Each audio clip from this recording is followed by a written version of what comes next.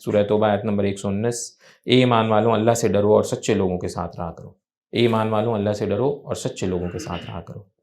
اگلی ایک حدیث، اس کا ترجمہ نبی کریم صلی اللہ علیہ وسلم نے فرمایا، نیک ساتھی اور برے ساتھی کی مثال کستوری بیچنے والے عطار اور لوہار جیسی ہے۔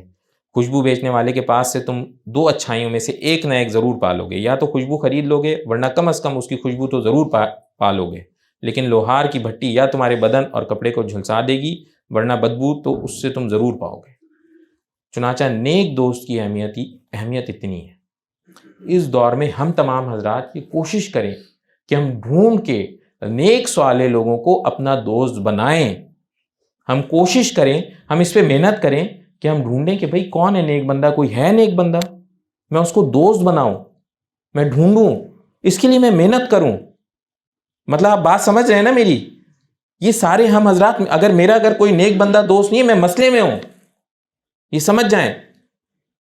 کوشش کریں کوئی ایک آدھ نیک بندہ ہو ایسا جس سے میں بات کر لیا کروں، کوئی معاملہ ہو تو میں اس سے پوچھوں۔ اور نیک لوگ جتنے بھی ہیں جو اپنے آپ کو سمجھتے ہیں نیک ہیں، وہ اللہ تعالیٰ کے انصاف کو قائم کیا کریں، جیسا اللہ تعالیٰ چاہتے ہیں وہ اپنے آپ کو کوشش کریں کہ وہ پکے ہوں اور زیادہ پہلے سے آگے ہوں، کہ کہیں خدا نہ خواستہ ان کے بارے میں کوئی بات نہ ہو جائے، کوئی بےمانی کوئی دھوکے بازی نہ ہو، قائم کرنے والے بنے حق کو۔